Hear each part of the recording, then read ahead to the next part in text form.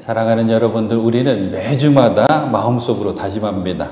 깨끗하게 준비가 되어서 하나님의 손에 꼭 붙들려서 쓰임받는 그릇 되길 원합니다. 이 시대에 쓰임받는 우리 매포교회 되게 하여 주시옵소서. 우리의 모습이 때로는 볼품도 없고 깨어지기도 쉽습니다. 질그릇 같습니다. 하지만 우리는 보배를 담은 질그릇입니다. 예수 생명, 예수 사랑, 예수 소망을 꼭 간직한 보배 담은 그릇으로 살아가십시오. 또 빈 그릇을 가지고 나오라. 이 주님의 초청도 잊지 말아야 됩니다. 오늘도 우리는 빈 그릇을 가지고 주님 앞으로 나왔습니다.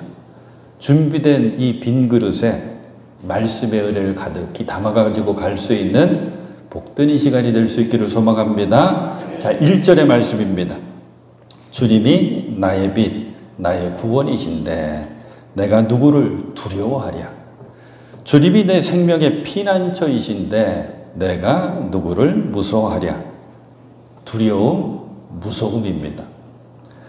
두려움과 무서움은 없애는 것이 아니라 이겨내고 떨쳐버려야 됩니다. 왜냐하면 두려움은 없앨 수가 없습니다. 왜? 사람들마다 다 두려운 것이 있고 무서운 것이 있습니다. 여러분들은 무엇이 무섭고 또 어떤 것이 두렵습니까? 요즘 같은 때 우리는 전염병 참 무섭잖아요. 코로나19는 끝나지가 않았습니다. 우리 매포 식구들 가운데에도 매주마다 코로나 때문에 고생하시는 분들이 자꾸 나오거든요. 자연재해, 우리 장로님 기도하신 것처럼 전 세계적으로 겪어오지 못한 자연재해를 지금 우리들은 겪고 있습니다. 그 멋진, 저는 가보지는 아직 못했는데 하와이 천국이라고 그러잖아요. 지상의 천국. 그 불 끄질 못하고 많은 사람들 그냥 불이 났나 보다. 그쪽에는 아주 큰 불이 나니까 캐나다도 그렇고, 그런데 의외로 사망자도 꽤 많더라고요. 미국 땅에 불이 났는데 사망자가 그렇게 많이 있습니다. 그리고 요즘 뉴스를 가끔 가다가 보면서 깜짝깜짝 놀랄 때가 있죠. 야, 이거 길 가다가 나도 그 낭패당하는 거 아니야 할 정도로 외국에서만 있었던 일인 줄 알았더니 아주 끔찍한 그런 범죄들, 사건, 사고들이 계속 있습니다. 누구나 경제적으로 불안하죠. 그리고 건강도 누구나 다 염려됩니다. 한평생 건강하게만 지낼 수 있는 사람은 아무도 없거든요. 늘 건강에 불안함이 있죠. 제가 동해안에서 성장을 했고 또 한동안 동해안에서 목회를 했잖아요. 동해안의 사람들은 트라우마가 있습니다. 먼저 96년에 잠수함으로 침투한 무장공비들 때문에 한 50일 가까이 48일인지 9일이 계속해서 그 교전 상태에 있었거든요. 그래서 해가 어두워지면 통행금지가 걸리고, 그리고 밤에 저쪽 산에서 총 쏘는 소리, 또 저쪽 산에서는 조명탄이 터지고, 이걸 40여일 겪었습니다. 2000년도에는 산불이 나기 시작했는데 8일 동안의 큰 산불, 제가 기록을 일부러 찾아봤어요. 그랬더니 지금까지 가장 큰 면적을 태운 산불이 그때 2000년도에 동해안 산불이래요. 이걸 겪은 분들 얘기 들어봤더니 아무것도 할 수 있는 게 없더래요. 바람이 부니까 불이 여기저기로 날라뛰고 건너뛰고 하면서 붙는데, 그 산에는 해군 2함대 사령부가 사용하는 탄약고가 있거든요. 함대에서 쏘는 탄은 어마어마합니다. 그러니까 나중에 손 놓고 거기만 물 뿌리더래요. 근데 8일 만에 그 불이 어떻게 꺼졌는지 아시죠? 비가 내려서 꺼졌습니다. 사람 능력으로 끈 게 아니에요. 그 다음에 이어서 2002년도 루사라고 하는 태풍이 몰아닥치는데 겪어보지 못했던 폭우, 하루 만에 1000mm 이상 이렇게 쏟아지는 폭우, 그 이듬해 매미라고 하는 강풍을 동반한 태풍이 들이닥쳤는데 많은 건물들 무너졌습니다. 이걸 차례차례로 겪으니까 이 동해안 사람들은 이 자연재해에 트라우마가 있어요. 그래서 하시는 말씀이 사람 무서운 줄 알았더니 불 무섭고요. 불 무서운 줄 알았더니 물이 더 무섭대요. 그래요.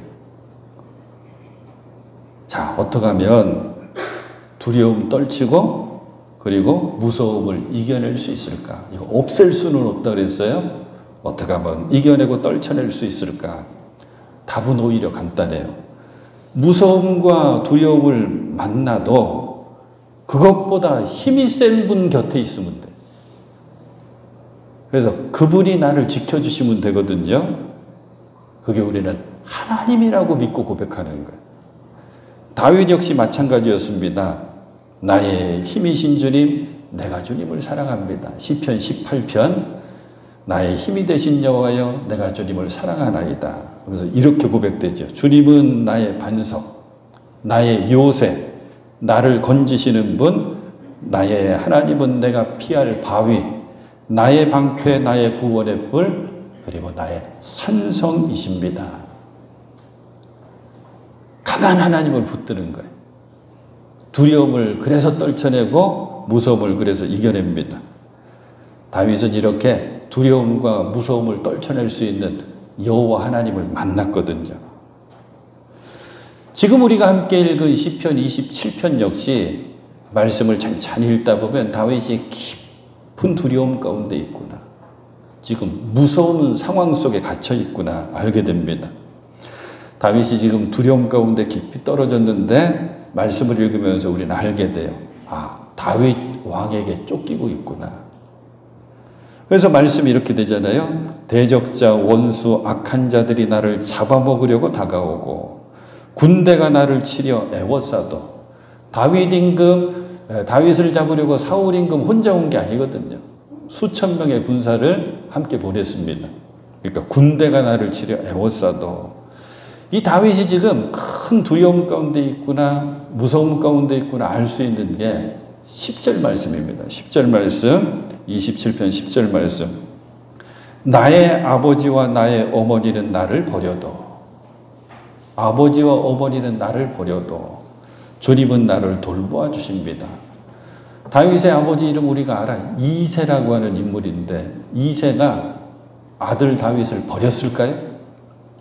어떻게 버립니까? 버릴 수가 없죠. 어머니가 어떻게 그 자식을 버립니까? 근데 지금 상황이 아버지로서도 어머니로서도 하나도 해줄 것이 없는 상황인 거예요. 사울 임금에게 쫓겨서 광야로 어디로 막 쫓겨다니니까 아버지도 버린 것처럼 어머니도 버린 것처럼 남는 아무것도 없습니다. 그런데 하지만 하나님께서 주님께서 나의 도움이십니다. 이 고백을 그래서 하는 거거든요. 두려움에 사로잡히면 그래서 두려움이 나를 꽉 사로잡아 버리게 되면 문제가 시작되는데 먼저는 마음의 평안함이 깨집니다. 불안해지기 시작하는 거예요. 그러면서 정상적으로 판단이 안 됩니다. 그리고 바람직한 행동을 해내야 되는데 바람직한 행동도 안 나와요. 다윗도 그랬습니다. 다윗도 두려움 가운데 깊이 빠지니까 엉뚱하게 판단하고 엉뚱한 행동을 합니다. 다윗이 사울 왕에게 쫓겨가지고 쫓기다 광야로 들어가거든요. 광야는 글자 그대로 아무것도 없는 곳입니다. 거기 굴에서도 지나고 어디서도 지나고 하면서 그 칼날을 피해서 쫓겨다니기 시작하는데 더 이상 이제는 피할 곳이 없습니다. 광야까지도 사울과 그 군사들이 쫓아오니까. 근데 다윗이 어떻게 판단해 버리냐면 그러면 여기로 피하자 그러면서 블레셋 땅으로 피합니다. 블레셋은 다윗과 원수지간입니다. 왜? 골리앗 장군이 블레셋 사람이니까.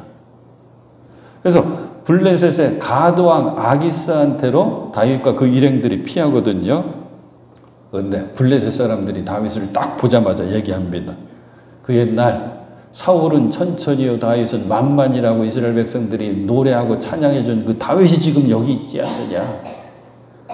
저 다윗이 우리 골리앗 장군 죽인 원수 아니냐. 이 수군거리는 소리를 다윗이 듣습니다.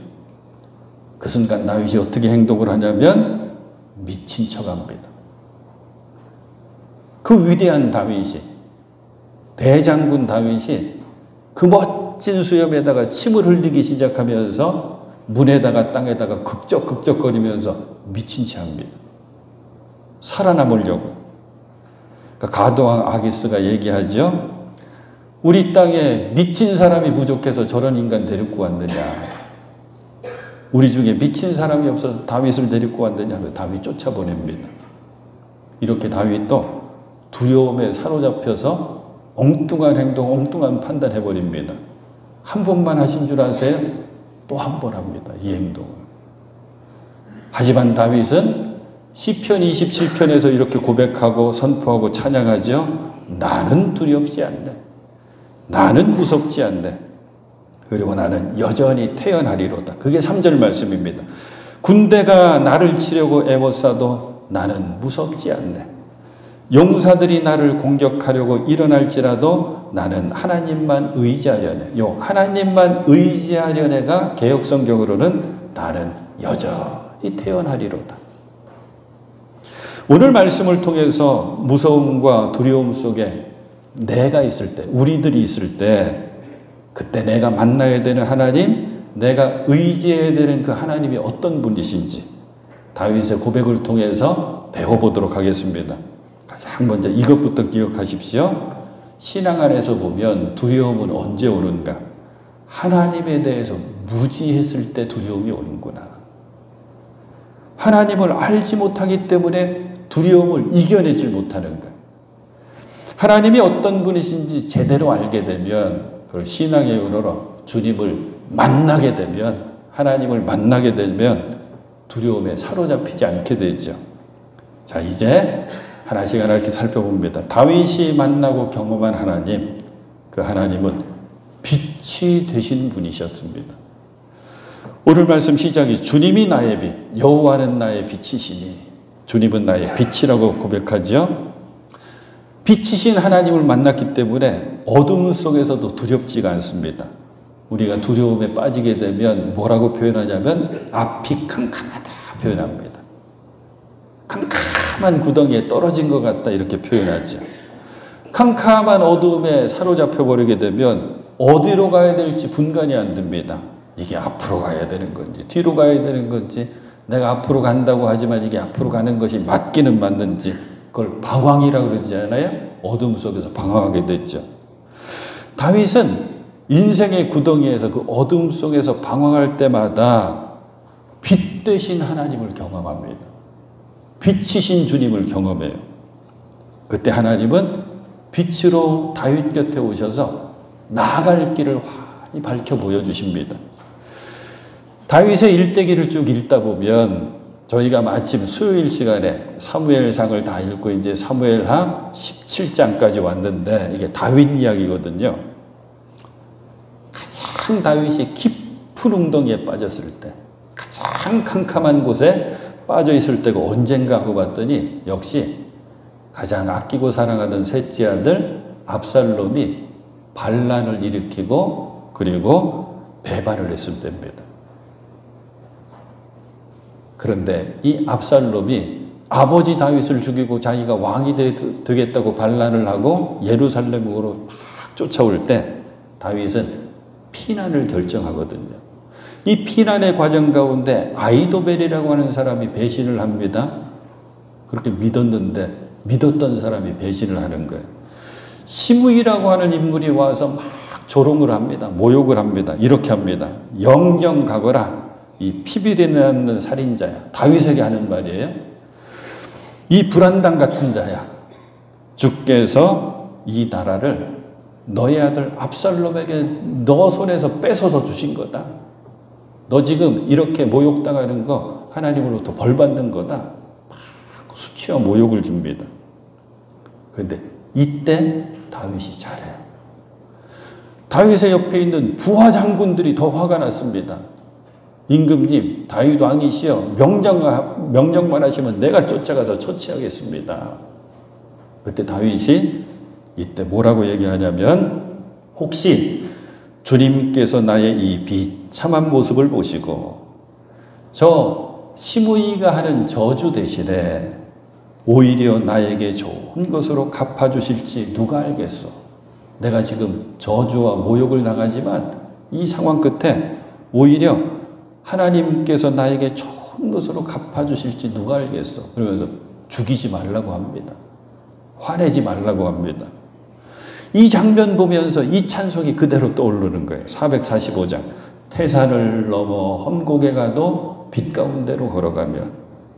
2절 찬송 가사가 이렇습니다. 캄캄한 밤에 다닐지라도.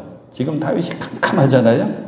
캄캄한 밤에 다닐지라도 주께서 나의 길 되시고 나에게 밝은 빛이 되시니 길 잃어버릴 염려 없다. 빛 되신 주님을 우리들은 그래서 만나야 됩니다.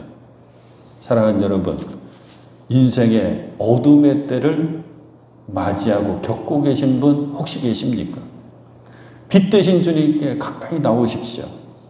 그래야지 그때 비로소 어둠이 물러가고 빛 가운데로 우리는 나갈 수 있게 됩니다. 빛 되신 하나님을 경험한 다윗은 또 이렇게 고백하죠. 하나님이 나의 구원이십니다. 하나님의 구원을 찬양하고 고백합니다. 구원 건져주신다고 하는 말씀이죠. 사람들마다 내가 지금 만난, 내가 겪고 있는 이 두려움과 무서움에서 아니면 내가 장차 겪을 수밖에 없는 그 두려움에서 무엇이 나를 건져줄 수 있을까? 이것을 붙들고 의지하려고 하거든요. 대부분 세 가지입니다. 첫 번째, 돈을 의지하죠. 돈만 있으면 그 어려운 거 이겨낼 수 있어. 돈만 있으면 세상 편하지.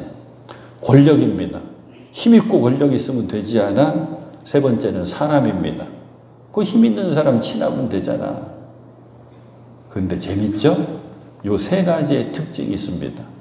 돈과 권력과 사람의 이 세 가지의 똑같은 특징. 상황 따라 변하고 있다가도 없어집니다. 근데 여러분 아셔야 됩니다. 무서움과 두려움을 이겨내고 떨쳐내려면 상황 따라 변하고 있다가 없어지는 거 의지해서는 안 되고 영원하고 변하지 않는 것을 붙들고 의지해야 됩니다. 그게 하나님이시거든요. 우리 그래서 찬송하잖아요. 주의 영원하신 팔 의지에. 다윗이 말씀을 쭉 보다 보면 정말 잘하는 게 뭐냐면 영원하신 하나님께 쫓아가는 거예요. 세상 것 의지할 만한데 절대 그거 의지하지 않고 영원하신 하나님께 달려가고 쫓아갑니다. 5절 말씀이 바로 그것입니다. 5절 재난의 날이 오면 주님의 초막 속에 나를 숨겨주시고 주님의 장막 은밀한 곳에 나를 감추시며. 재난의 날, 두려움과 무서움 가운데 푹 빠져있는 그날이 오면 주님의 초막 속에 나를 숨겨주시고 장막 은밀한 곳에 나를 주님의 초막까지 달려갔으니까 숨겨주시고 주님의 장막까지 찾아갔으니까 주님께서 감춰주시잖아요. 다윗이 이걸 잘하는 거예요. 반석 위에 나를 올려서 높여주실 것이니. 사랑하는 여러분, 혹시 재난의 날을 우리가 만나게 된다면 이 말씀만큼은 꼭 기억해내야 돼요. 영원하신 팔, 변함없으신 그 팔을 벌리고 우리를 기다리고 계신 주님 앞으로 우리 나가야 됩니다. 그러면 그 능력의 팔, 사랑의 팔로 우리를 꼭 품어주실 줄로 믿습니다. 제가 가끔 가다가 떠올리는 예화 가운데 이 정태기 박사님 예화가 참 마음이 따뜻해지면서 좋아요. 섬마을 소년이었거든요. 가난한 집에. 그 옛날 공부하는 게 그렇게 쉬웠습니까? 중학교 가고 싶은데 중학교 갈 수 있는 집안 사정이 아닙니다.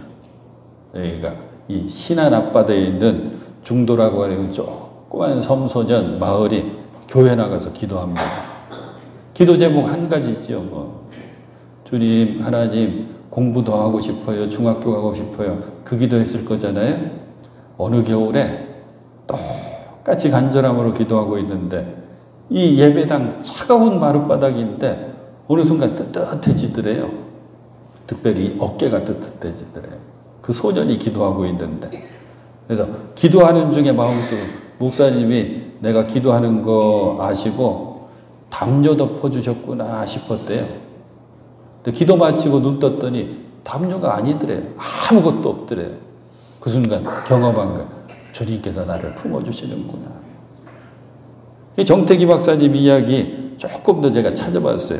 그랬더니 이분 옆에, 이 소년 정태기 옆에 또 신앙의 친구가 있었는데, 우리 장로교에서 옛날에 그 권찰이라고 부르나요?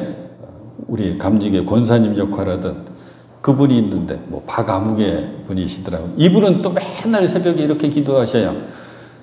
여기가 전라도잖아요. 전라도 사투리로 주님 주신 은혜가 이렇게 큰디 이것을 어찌다 갚는디요. 주님 주신 은혜가 이렇게 큰디 이 은혜 어찌다 갚는디요. 계속 이 기도만 하신대요. 근데 이분이 지금 어떤 모습이고 형편이냐. 이 문둥병, 한센병에 깊이 걸려가지고 손, 발, 그리고 얼굴, 코, 귀 다 뭉그러진 분. 이분이 새벽마다 기도해요. 주님 주신 은혜가 큰데 어찌다 갚는디요. 이걸 소년 정태기가 옆에서 보면서 기도 친구가 된 거예요. 그 간증을 또 하시더라고요. 사랑하는 여러분, 영원하신 팔, 굳건하고 변하지 않는 주님의 팔로 주님께서 꼭 품어주신 것을 꼭 기억하시길 바랍니다. 두려움에 문제가 있으면 그거 가지고 그 팔로 나가는 거죠. 자, 빛 되시고 구원이 되신 하나님을 만난 다윗, 이제 다윗이 이렇게 고백합니다. 내 생명의 피난처가 되신다. 이 표현이 멋져요. 주님이 내 생명의 피난처이신데 내가 누구를 무서워하랴. 요 피난처가 그 단어 속에 뭐가 있냐면 능력이라고 하는 뜻이 있어요. 그러니까 우리 개역성경으로는 내 생명의 능력이 되시니 이렇게 돼요. 어떤 고백입니까? 하나님께서 내 생명을 단단히 붙잡고 계시다고 하는 거예요. 생명의 주관자는 하나님이십니다. 살든지 죽든지 하나님의 장중에 있거든요. 우리 찬양합니다. 나의 생명 되신 주 주님 앞에 나아갑니다. 날마다 주를 찬송하겠네. 주의 사랑줄로서 나를 굳게 잡아 매소서. 자, 이제 다윗이 4절에 보니까 기도를 합니다. 시편 27편은 다윗의 고백, 선포, 그 가운데 틈틈이 들어있는 다윗의 기도거든요. 다윗이 4절 이렇게 시작하죠. 주님, 나에게 단 하나의 소원이 있습니다. 나는 오직 그 하나만 구하겠습니다. 이 한 구절 읽는 순간 제 마음도 막 뛰어요. 제 마음도 뜨거워집니다. 나의 단 한 가지 소원. 개역성경으로는 여호와께 바라는 한 가지 일 그것을 구하리니. 이 한 가지, 단 하나의 소원. 자, 그러면 여러분의 단 한 가지 소원, 단 한 가지 기도 제목이 있다면 그것이 뭡니까? 이게 중요한 질문이거든요. 저는 이 말씀 이렇게 읽고 묵상하면서 설교 준비하면서 자꾸 생각해 봤는데 저는 한 가지로 좁혀지지가 않아요. 왜 이렇게 기도 제목이 많습니까?